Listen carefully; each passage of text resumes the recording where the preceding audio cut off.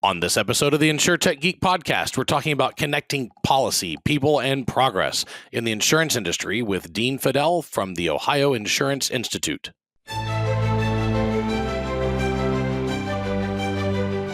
The InsurTech Geek podcast is all about technology that's transforming and disrupting the insurance world. We'll be interviewing guests and doing deep dives into specific tech we see changing the industry.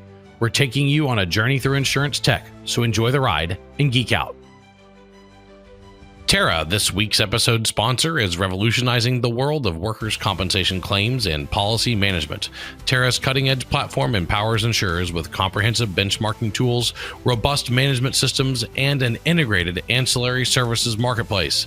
Discover how Terra is driving innovation and efficiency in workers' comp at terra.insure. That's TERRA.INSURE. And we are back with another great episode of the InsurTech Geek podcast. I'm your host, your InsurTech Geek, James Benham, and with me, my co-host, the most illustrious, interesting man in insurance, Rob Galbraith. Rob, what's up, buddy? Hey, James. How you doing? Excited to be here. And Dean and I were just chatting off camera. We're thrilled to be in the afterglow of a exciting U.S. Open golf tournament that we both enjoyed on Father's Day. Oh, yeah. That was good stuff, wasn't it? That was a hell of a finish. Absolutely.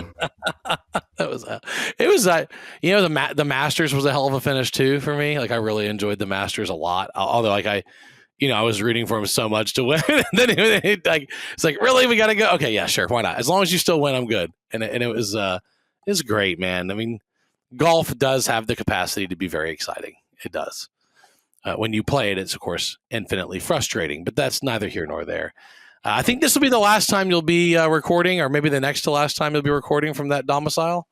Pretty soon, huh? Yeah. So our house, for those of you that have been following along, we're actually went under contract yesterday. So we're real excited, and mid-July we'll be moving out. So one of these days, we'll do one episode and another one, and you guys will see a entirely new backdrop. Entirely new backdrop. That's great, man. Well, I'm excited. All right. So with us, Dean Fadel from the Ohio. What's up, Dean?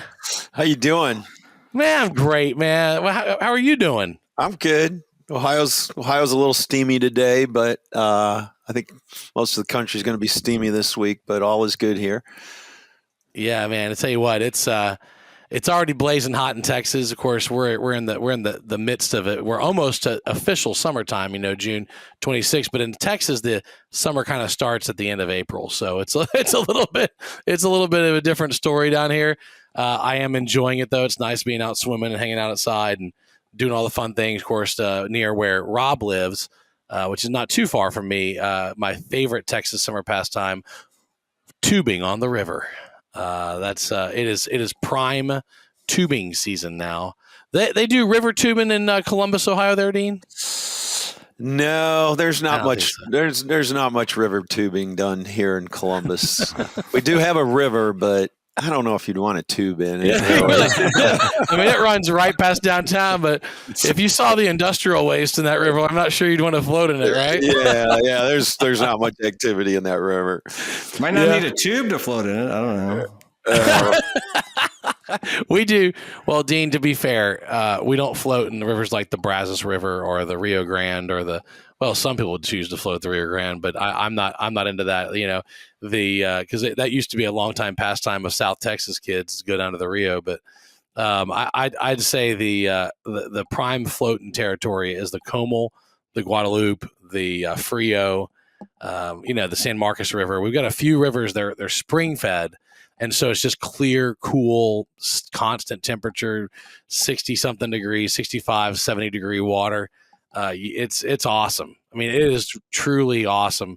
You just got, there's some snakes over on the edge of the river, but the water's just, you can see the bottom. It's super clear. Yeah, it's amazing. And I like to go at least once a summer, if not twice. And I'm excited to get over there soon. So it's good to have you on the show. Dean, you and I met at a conference. It was a kind of a cross-state regulator conference that we had in Austin. We got to hang out and just started talking regularly. And I was like, man, I want this guy on the podcast. I want to talk about all kinds of topics. So we're going to start first. Just tell everybody what the Ohio Insurance Institute does, and then we're going to talk about you. Sure. Yeah. So we're the state and trade organization for the property casualty insurance industry.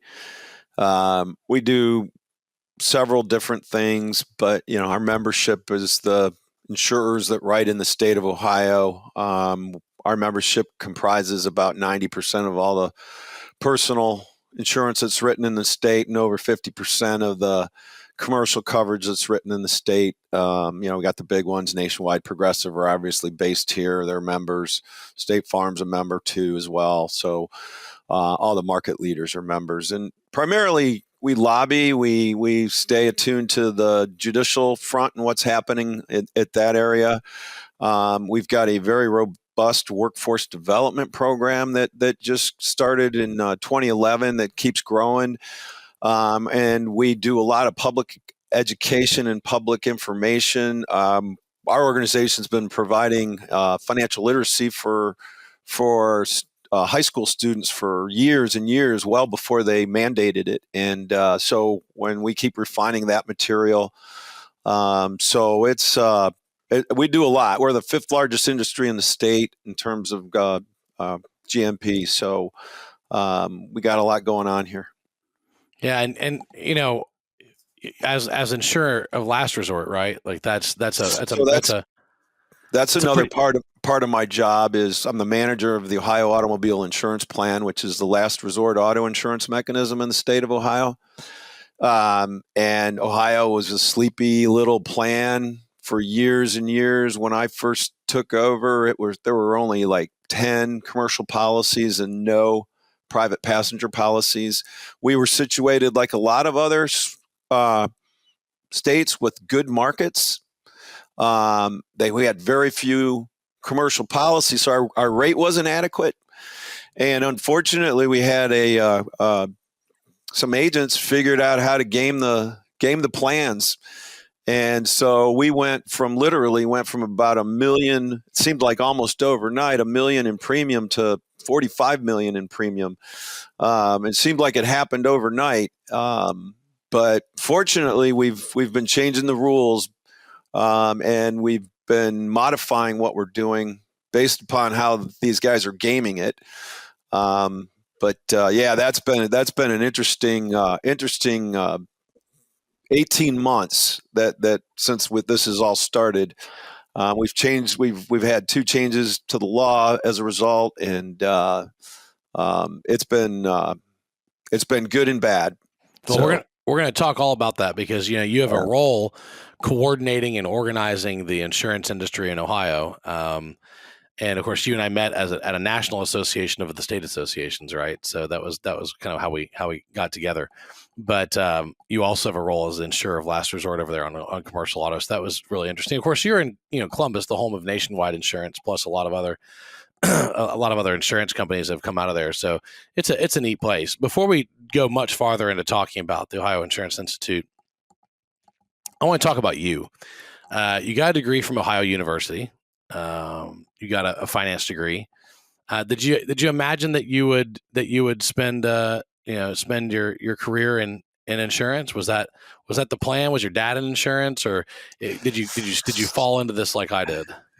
So I more or less fell into it, but not completely. I was a caddy at a golf course growing up, and the guys that were in the insurance business were kind of the good guys. I kind of liked them, They were kind of the guys that were nice, and they were friendly, and they tipped well.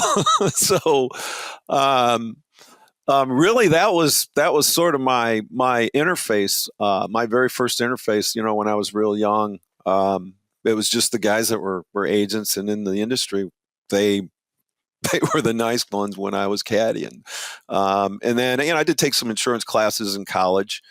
But I landed my first job. I landed at the Ohio Department of Insurance. So I wouldn't have thought I'd be as a heavy duty lobbyist as I am, but I love it. It's been an incredible journey. So.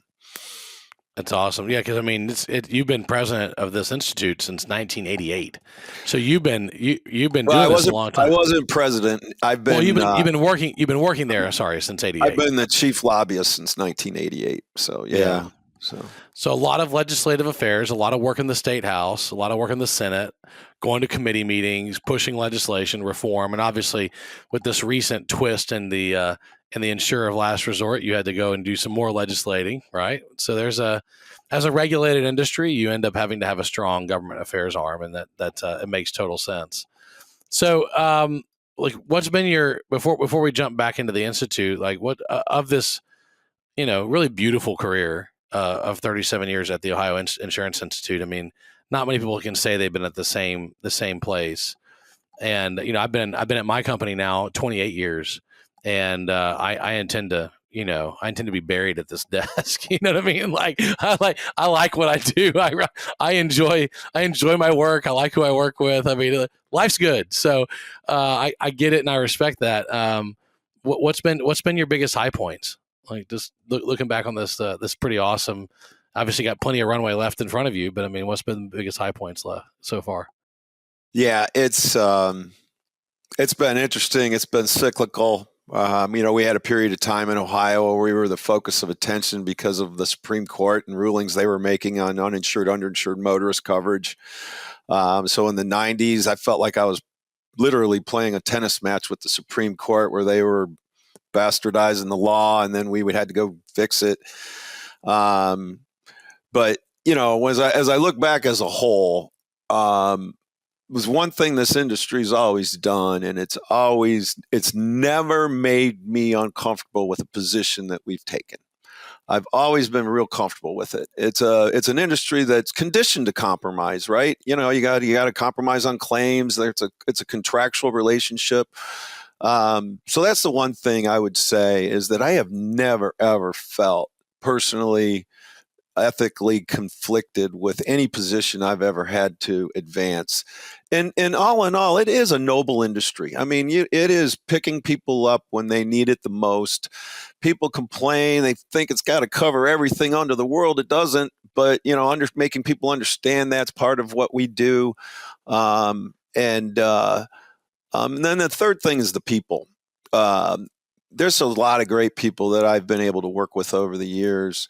And then they give me the opportunity and freedom to do other things. So I'm able to pursue my passion projects. I'm very involved with the developmental disabilities community here in Ohio, and serve several different roles in that arena. I've helped create a new 501c organization for siblings, and that organization's flourishing, and they're going to get funding in the next budget that's pending right now in the General Assembly. So. And then I've also engaged in literacy and reading. I'm dyslexic. My daughter's dyslexic. And teachers don't understand people with dyslexia. They just need to learn how to read differently. It's not that they can't learn to read. It's just they need different. So there's been a lot of activity on promoting the science of reading. And I've been working closely with our governor has mandated it. So I'm involved in that as well. And that's another thing I love about it is my employer, my companies love that I do that other stuff. They're like, yeah, we love that you're doing all that other stuff. Go do it. So that's what's cool about it. I don't feel like I ever go to work. I love what I'm doing. So Yeah, it's fun. I get excited as I drive to work every day. I get really fired up. What can you walk us through a typical day in your role as president and CEO? Like what is that like? Some of the key initiatives you're focused on, or you're leading, or what your typical day is, and what it's looking like right now? Yeah, and that's the beauty. Every day is a little bit different. So this week, a lot of attention at the State House. So we have third-party funding litigation legislation that we're trying to get through, and then the budget's pending. So I had some time at the State House this week. We support a lot of public safety efforts. So I spend some time at the Department of Public Safety where we got a seatbelt initiative that we're working on that front there. I'm visiting the schools. So when I talked about workforce development in the state of Ohio, we're a major employer of the property casualty insurance industry, and we've done a study, and we've found that we need to fill 108,000 jobs by 2031, mostly due to retirement and the shrinking workforce. So we've got several programs now in Ohio that are providing degrees or certificates in risk management and insurance. 3 of which are just killing it, in my opinion. Bowling Green, Cincinnati, and Akron have their programs have been growing and are becoming more and more robust every year. So we get to engage with the students, which I love. And Bowling Green has actually just initiated an AI course, and you could get an AI kind of minor degree from Bowling Green. They've just initiated a degree in AI, which we find very cool. And then, there's a lot of media relations. I talk to reporters, I talk to legislators, because you help represent the industry there. I mean, so they have their own PR arms, but you also will chime in on articles, news coverage on when there's topics about rising rates or falling rates or coverage. I mean, it becomes newsworthy real fast. And so you come out and represent the industry. Yeah, and it has been lately because of rising rates. Fortunately, we're seeing some stability now in terms of rates not going up as high as they were, but the unpredictability of it, when they started talking about tariffs and all this other stuff, it was at a time when rates were finally starting to stabilize. So there's still a lot of uncertainty out there. Awesome. Well, thank you for that run through, Rob. Yeah, Dean. So it's great to have you on the podcast and hear a little bit about how many balls you might have in the air at any one time. I'd be remiss if I didn't ask you about technology and innovation. That's obviously what we do here at the InsurTech Geek podcast. You were just sharing prior to hitting record that you recently went to an event run by InsurTech Ohio, and there was 30 startups there, and you were kind of amazed at how like they'll find like a specific problem or a specific niche that they're kind of working to solve and stuff. So you kind of have a unique position in terms of just the breadth, right? I mean, you obviously work with your individual member companies. You're looking at you've got your own residual market that you're managing. You're working with the legislation. Like you have your finger on the pulse of the health of the P&C industry in Ohio, right? At any given time. So, when you see some of these startups, some of the technology, some of the innovation that's out there, just, what are your general thoughts? Like, what is the place? Are you excited? Where do you think there's some opportunities? And is this different than, with your role, right? Going back to 1988, I mean, we've been talking about this kind of term InsurTech, right? And I always get the question of like, well, hasn't technology always been insurance? So would love your perspective. Just, do you feel like this is a different period that we're in, or is this just kind of a, part of the evolution over time? Probably a little bit of both. We have a lot of innovation here in Ohio. Our Department of Insurance is receptive to innovation. I mean, we got Root Insurance is just down the street here as a good example of a good innovator. And companies are using AI more and more. The interesting thing, you mentioned the InsurTech Scout Conference that I went to yesterday. There were over 30 startups from all over the country. And it was interesting because they all found like this little, like you said, they found this little niche that they found that needed to be, that there was a gap. There was something missing. Some of it was involved, dental coverage. There was one that had developed an app that was for people who have dual employers, and which insurance should we get, this employer or that employer, and how do we do that? But it all started with, for me, with Uber. I mean, that was really when the policy and the lack of policy and technology kind of met. All of a sudden you got Uber and Lyft out there, and are they contractors? Whose insurance applies? That really was my first real experience in the policy part of technology. because there wasn't any policy at all, and it was brand new technology, right? And this is going to happen again and again over the years. It's happening right now with the driverless vehicles too. And then we've used a lot of what we did with Uber when we had the Lime and the scooters appearing all over the streets everywhere. Okay, well, we got this model here. We had to revise it a little bit because it was a little bit different. And then we had the Turo and the car sharing from the airport. So anytime something inventive comes along, generally it's not going to be regulated, right? It's because it's brand new. So invariably, we're going to be the ones that are going to have to put some guardrails on it or whatever it might need. I was just going to say, as a follow-up, I'm guessing those startups often don't come to you and ask for your assistance. It's maybe a legislator or a regulator, somebody coming to you, like dropping this issue in your lap where you're, it's probably hard to not be in reactive mode. Sometimes the entities actually need a law change to exist. That's not ever a good thing. But most of the time, they're not coming to us, but we're finding out about the practice, and then somebody's getting a claim from something that happened because of the practice. And then that's when it lands in my lap and says, hey, there's no rules on this. There's no guardrails on this.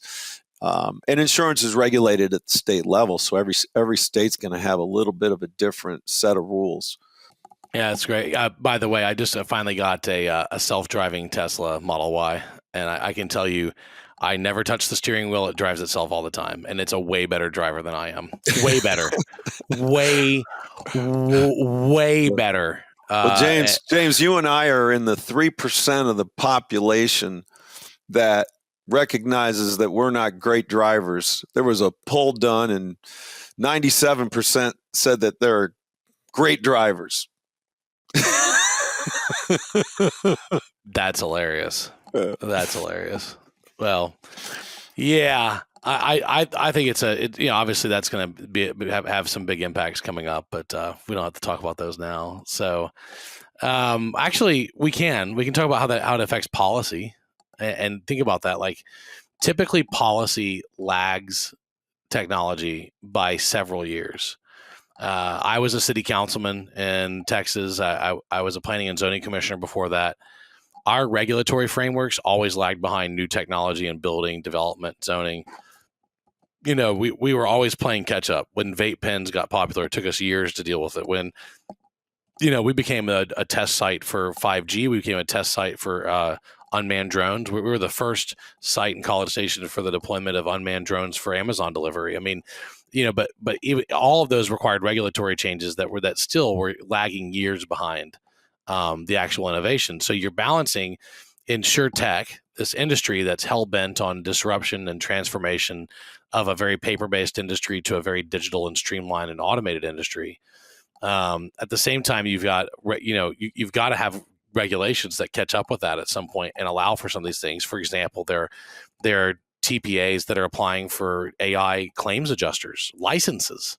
They're actually trying to license artificial intelligence models. Like that's a pretty massive regulatory change. So, like, you've spent 3 decades at the intersection of public policy and insurance. So, like, how do you think policy can be a really proactive partner in supporting like everything we're doing here, like, with this? I mean, if you were a legislator, how would you change the way you view what's going on in insurance? Well, I would change it in the terms of, it's not the paper business it used to be, right? And you see more and more companies say, hey, we're not an insurance company. We're a technology company that sells insurance. We're a world of data. We're a world that needs to be as predictable as possible for insurance purposes. And in today's day and age, there are so many more resources to draw from. If you're not, you're going to be left behind. Just for my little kitchen table operation, which used to be a kitchen table operation with the auto plan, ChatGPT was a lifesaver, right? We didn't have, I mean, we had 12 policies. We didn't have any programs or any of that other stuff that a bigger company can utilize. ChatGPT was literally our lifesaver in terms of how we were underwriting and how we were reviewing these applications, and still is. We've got some better methods now that we've gone through this growing pain, but it's the policy will collide. We've had to enact the law to be able to use the technology, and that. And now we were also pursuing an amendment to allow us to use the they're not the black box, they're the more broader device in trucks. So we want to get a law that says they have to have the electronic device that we monitor them in the truck if they're going to get insurance from us. But we have to change the law to do that. We have to change the law to use that technology, and so we've got some language that we're going to try to get into a bill before the end of this session. Yeah, that way you can actually get real time tracking data. It's just it's a totally different ballgame, especially with the issue that you're dealing with right now, right? Yeah. But again, all these things require regulatory changes. It can be really hard to keep up, and that's why I think all technology startups have to remember that we are in a regulated industry, and that you can talk about disruption all day long, but there's a regulatory reality that we have to cross hurdles with as well, all the time, for good reason. Rob? So, Dean, I'm just curious if there are any startup founders out there or people innovating in the space. And maybe they haven't thought about the regulation aspect or the policy aspect, right, where laws need to change or whatnot. Do you have any advice or guidance for those folks? Well, if you're an insurance company, you want to know about what's going on, you should join one of the trades. Either your state trade or one of the national trades.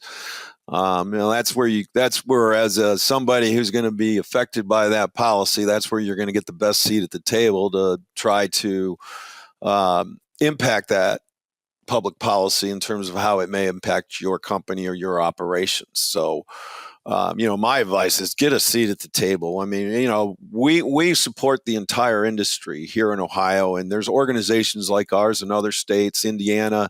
Every state has a state insurance trade. Obviously, all of them are a little bit different based upon what the domestic industry is like in that state. But the fact of the matter is, for a lot of this, you got to forget about your competitive nature with your, the people you're going against every day in the business world, and come together to be able to fashion a policy that works for everybody. And that's what we try to do, is get everybody under the same roof and on the same page, and that's how you become most effective in the policy arena. And that's the biggest challenge most of the time is keeping everybody under the same roof. Awesome. So let's talk about the last thing I kind of want to close with is this new twist that you're dealing with, and that is in the last 18 months. Some very creative brokers, I guess, have figured out a little loophole, maybe not a loophole, but a way to really look at an insurer of last resort. So talk about the situation, talk about the challenges it poses, and what you're doing to tackle it. Yeah, I think loophole's a good word. They were gaming the system. They were utilizing some methods that were making it look like an entity was based here but wasn't, for our coverages. So, the first thing we did was we got a new rate, right? With 12 policies, our rate was inadequate. So the state let us enact an average national rate. Iowa and several of the other states have done the same thing since. So that was really important. We've got language in the budget right now dealing with due diligence. We want to mandate that this is pending legislative language, that they have at least 5 declinations before they come to us. And then I talked a little bit about the black box amendment that we're going to be working on as well. but it's been interesting. So we're a little bit differently situated than a lot of the other plans because we're tied to the state trade association.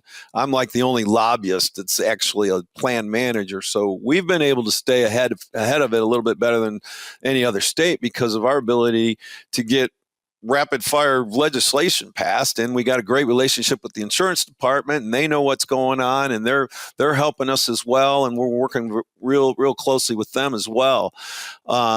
So to a certain degree, I think we might be a little bit ahead of the game nationally in terms of dealing with the last resort abuse that we're seeing. And obviously technology's played a large role in that, but so is our ability to maneuver the General Assembly and the executive branch as well. That's played a huge role in putting us at the forefront of this. We got our volume down 85% in the last year. Our volume's down 85%, which is, that's what we want. We don't want you if you don't need to be with us. Yeah, you have a different mission, role, and function. Yeah. Than your average bear, right? So it's just different. And then the whole entire industry is bearing the cost. The entire industry in the state is bearing the cost because we assess members, for the operation of the plan, and you are required by law to pay the assessment based upon, your book of business in the state. So when we fail, the companies lose. Yeah, exactly, because they make up the difference. Rob, you want to close us out? Yeah, Dean, I'm just curious, are there any challenges or opportunities over the next decade where you kind of see coming, or I guess what's on your kind of radar maybe that people aren't talking about in the here and now? Gosh, you're asking somebody that's going to be 64 years old next month about the next decade. Well, your average life expectancy's got you pushing over 90 now, so you can't retire until you're past 70. So I don't feel any older than 30, so I'm good. Well, you don't look older than 30, so you're good, Dean. So Thank you. Like I said, you got a long runway, brother. We got to start being able to see down the runway a little bit. What do you see coming? So I guess the one thing that hits me the hardest is the steady unpredictability. I mean, usually it's been cyclical where we've gone through these periods of great unpredictability, but then it stabilizes, right? And I have never in my career seen more unpredictability in so many different areas. And then we saw it when the rates went up just right after COVID, where rates just exploded right after COVID because, the industry gave $15 billion back because they figured people weren't going to be driving as much. Well, guess what?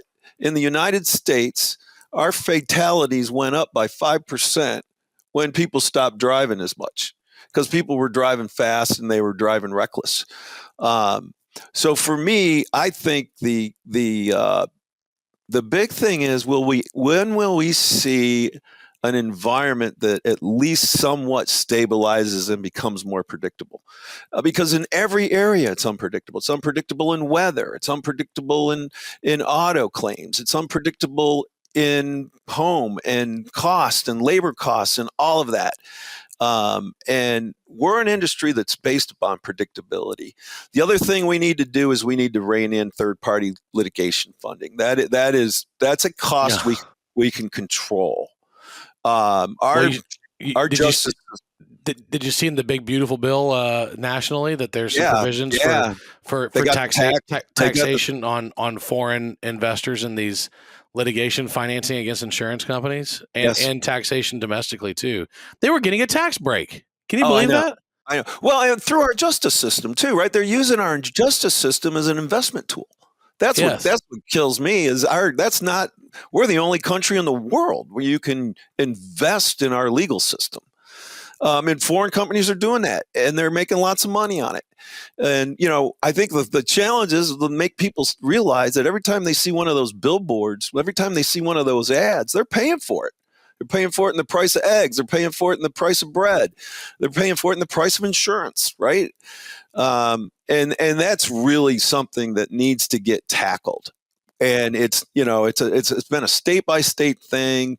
The trial lawyers hold a lot of cards in this game because they got a lot of money, and it's a tough one. That to me is the big thing that needs to get done within the next 10 years, because that's something you can control. That's a cost you can control, and that cost is getting out of control more and more every day. Yeah, I agree with that completely. Well, look, guys, it was a great conversation. Enjoyed talking with you. We are at time, but always fun to catch up. Dean, always good to see you, and I appreciate you coming on the show. Go Aggies. Oh, you know it, baby. This is the season. It's gonna happen. We got about 9 weeks till opening day of the football season, which is hard to believe. And I love it. I hope springs eternal in my soul for the Aggies, Dean. A&M has a spot in my heart because of you, James. Man, I appreciate that. Rob, good luck with the move and the sale. Hope it goes well. Appreciate it. Thank you. Thanks as always for being on, and thank you to our listeners for tuning in to Geek Out, our interview with Dean Fadel from the Ohio Insurance Institute. See you next time. The InsurTech Geek podcast is all about technology that's transforming and disrupting the insurance world. I've been your host, James Benham, that's jamesbenham.com, with co-host Rob Galbraith at endofinsurance.com. We're taking you on a journey through insurance tech, so enjoy the ride and geek out.